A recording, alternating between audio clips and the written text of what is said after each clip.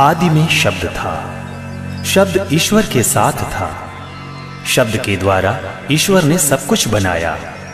उसी शब्द के द्वारा आज असंख्य मानवों की मुक्ति होती है, नवनिर्माण होता है। मुक्ति का संदेश।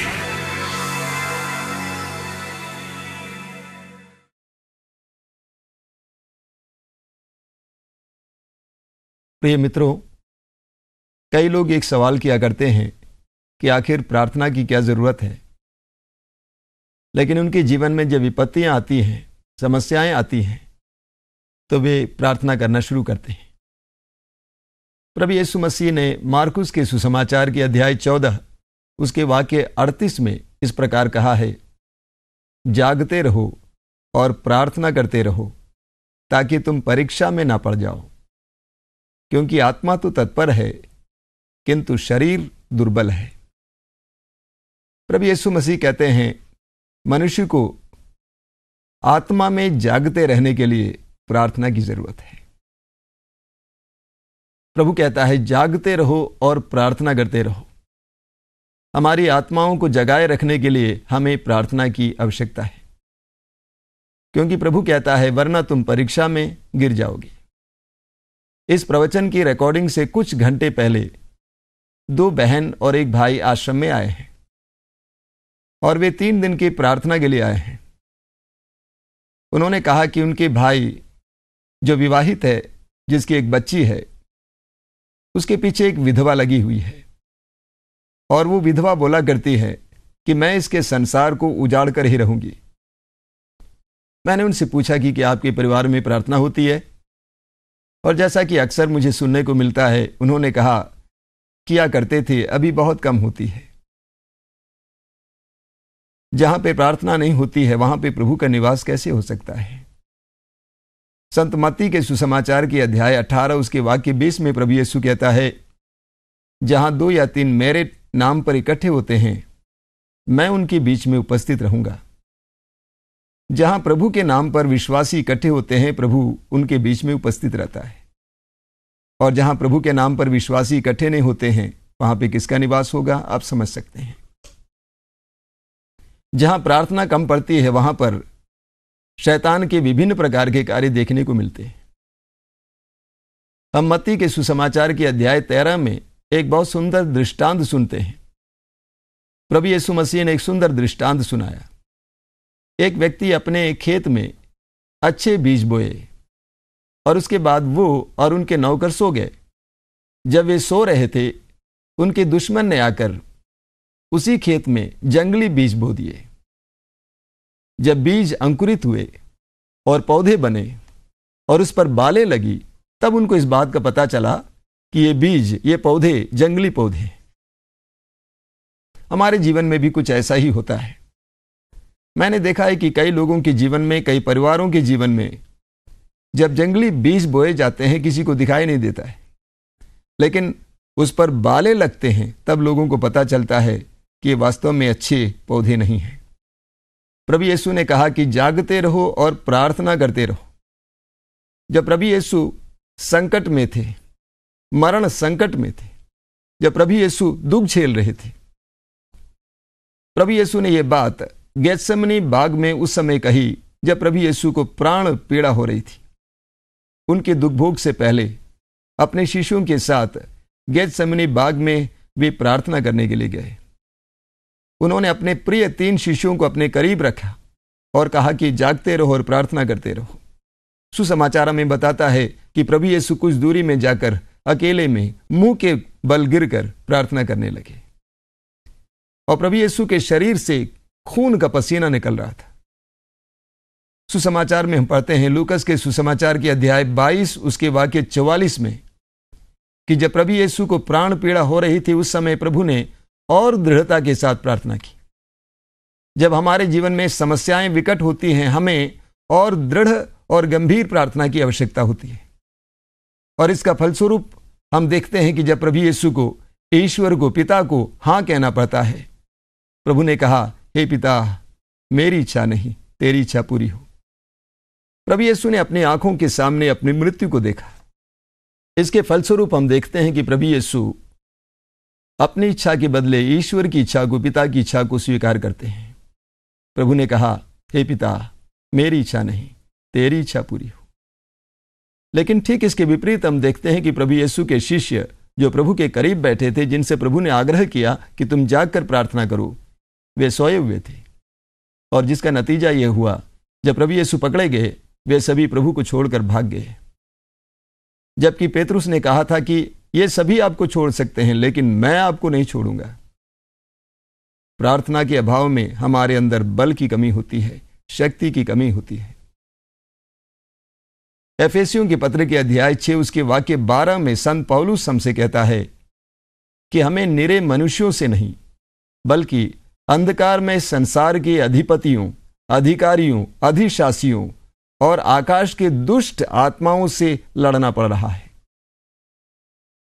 मेरे प्रिय भाई और बहनों, अक्सर हम अपने जीवन में लोगों से घृणा करते हैं, सोचते हैं कि लोग हमारे विरुद्ध हैं, लोग हमारे ऊपर कई प्रकार के अपराध करते हैं, लेकिन सत्य यह है कि लोग अच्छे हैं।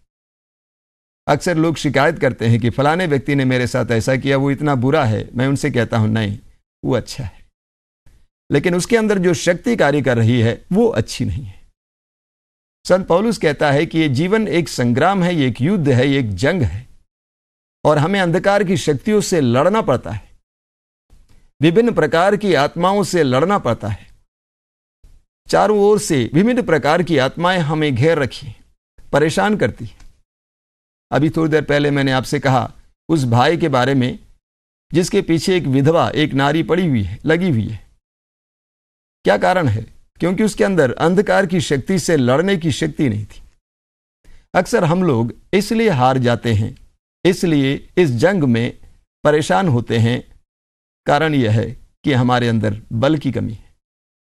संत पौलुस उसी अध्याय के अध्याय 6 वाक्य 10 में कहते हैं, इसलिए प्रभु यीशु मसीह से संयुक्त होकर हम ईश्वर का बल प्राप्त करें। प्रार्थना के द्वारा हमें ईश्वर का बल प्राप्त होता है ताकि हम इस जंग में जीत जाएं। एक तरफ प्रभु यीशु के शिष्यों ने यीशु को छोड़ दिया, लेकिन दूसरी तरफ हम देखते हैं कि प्रभु यीशु जीत पाए, अंधकार की शक्ति से लड़ पाए। हमारे जीवन में कई प्रकार की शक्तियां, कई प्रकार की आत्माएं कार्य कर रही हैं। लालच की आत्मा, निराशा की आत्मा, उदासी की आत्मा, घृणा की आत्मा, विद्वेष की आत्मा, ईर्ष्या की आत्मा, कई प्रकार की ऐसी आत्माएं हमारे ऊपर हमला करती रहती हैं। विभिन्न लोगों के द्वारा हमारे अंदर प्रवेश करने के लिए प्रयास करती रहती हैं, और हमें इन सारी आत्माओं से लड़ना पड़ता है। और इस लड़ाई में हमें सामर्थ्य और शक्ति की जरूरत होती है। अगर हमारे पास शस्त्र नहीं है, हम दुश्मन से लड़ नहीं पाएंगे। और अक्सर अधिकतर लोग इसलिए अपने जीवन में हार जाते हैं, निराश हो जाते हैं, क्योंकि वे आत्मिक रूप से सशक्त नहीं हैं, शक्तिशाली नहीं हैं। हम प्रभु यीशु के जीवन को देखें। मत्ती के सुसमाचार के अध्याय 4 और अन्यत्र भी हम पढ़ते हैं कि शैतान ने प्रभु यीशु की परीक्षा लेने का प्रयास किया। सुसमाचार में हम पढ़ते हैं, शैतान ने, जब प्रभु यीशु ने 40 दिन और 40 रात उपवास किए, प्रार्थना किए, उसके बाद शैतान ने यीशु की परीक्षा लेने की कोशिश की। 40 दिन के उपवास के बाद प्रभु यीशु को भूख लगी। शैतान ने पत्थर उठाया और कहा कि इसे रोटी बना दो, तू ईश्वर का पुत्र है, तू कर सकता है। प्रभु यीशु ने कहा, लिखा है, मनुष्य केवल रोटी से ही नहीं जीता है, बल्कि परमेश्वर के मुख से निकलने वाले हर एक वचन से जीता है। उसके बाद सुसमाचार में हम पढ़ते हैं कि शैतान प्रभु यीशु को यरूशलेम मंदिर के ऊंचे शिखर पर ले गया, और शैतान ने कहा कि नीचे कूदो, क्योंकि लिखा हुआ है कि तुम्हारे दूत तुम्हें बचा लेंगे। प्रभु यीशु ने कहा, लिखा है, ईश्वर की परीक्षा मत लो। उसके बाद शैतान ले जाता है प्रभु यीशु को एक ऊंचे पहाड़ के चोटी पर, और समस्त वैभव को दिखाता है, सारे संसार को दिखाता है, और कहता है कि ये सारा वैभव मेरा है और मैं तुम्हें दे दूंगा, मेरी आराधना करो। प्रभु ने कहा कि ईश्वर को छोड़कर और किसी की आराधना नहीं होनी चाहिए। तो प्रभु यीशु को 3 बार विभिन्न प्रकार की परीक्षा में गिराने के लिए शैतान ने प्रयास किया। ये तीनों परीक्षाएं वास्तव में मेरे प्रिय भाई और बहनों, आज के संसार में आधुनिक इंसान के लिए इंसान की परीक्षाएं। सबसे पहली परीक्षा क्या है? रोटी के सहारे ही जीने का प्रयास। कई लोग रोटी के लिए ही जीते हैं, शरीर के लिए ही जीते हैं, और रोटी पर ही भरोसा रखते हैं और रोटी कमाने के लिए ना जाने क्या क्या करने को तैयार हैं। और दूसरी परीक्षा, कई लोग ईश्वर की परीक्षा लेते हैं, कई तरह के मुश्किलों में अपने को डालते हुए ईश्वर की परीक्षा लेने का प्रयास करते हैं।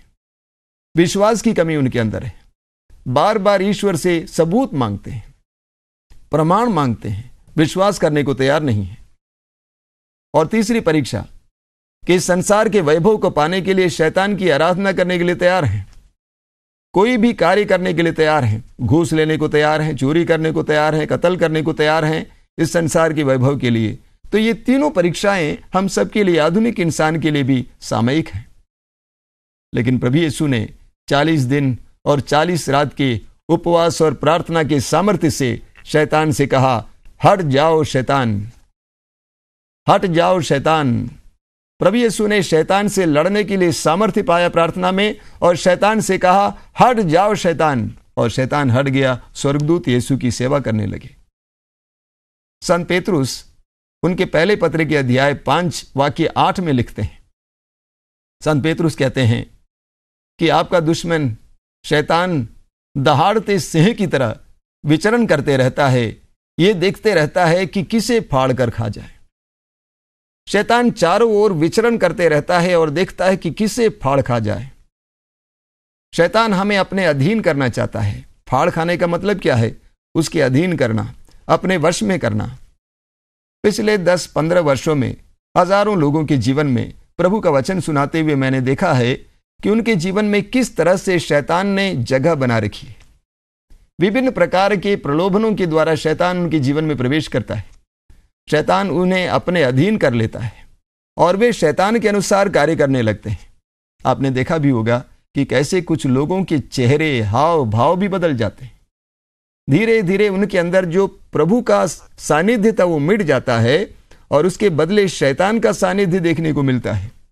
उनका हाव भाव बदल जाता है, उनके व्यवहार बदल जाते हैं। तो शैतान चारों ओर से हमें घेरने के लिए प्रयास करता है, हमें अपने अधिकार में करने के लिए, वश में करने के लिए प्रयास करता है। मेरे प्रिय भाई और बहनों, शैतान से लड़ने के लिए हमें सामर्थ्य की जरूरत होती है। संत पौलुस कहता है कि हम प्रभु यीशु से जुड़कर सामर्थ्य पाए, प्रार्थना के द्वारा सामर्थ्य पाए। मेरे प्रियो, हमें इस संसार के जंग में जीतना है तो हमें प्रार्थना का सहारा लेना है। आइए हम प्रार्थना करें। हे स्वर्गीय पिता, तू चाहता है कि हम तेरे पुत्र यीशु मसीह के द्वारा तुझसे जुड़े और तेरी छत्र छाया में जीवन बिताएं। हमें प्रतिदिन के जीवन में विभिन्न प्रकार की परीक्षाओं का सामना करना पड़ता है। हे पिता, हमें प्रार्थना का वरदान दीजिए। हमारे परिवार के सदस्यों को प्रार्थना का वरदान दीजिए ताकि हम इस संग्राम में टूटे ना, निराश ना हो। हे प्रभु यीशु मसीह, तू हम पर दया कर। जिस तरह तेरे शिष्यों ने कहा, हम आज कहते हैं हमें प्रार्थना करना सिखाइए। हमें प्रार्थना के द्वारा बल प्रदान कीजिए। हमारा पता है Matridham ashram, Christ Nagar post, Varanasi 221003, Uttar Pradesh. Phone number 0542 2290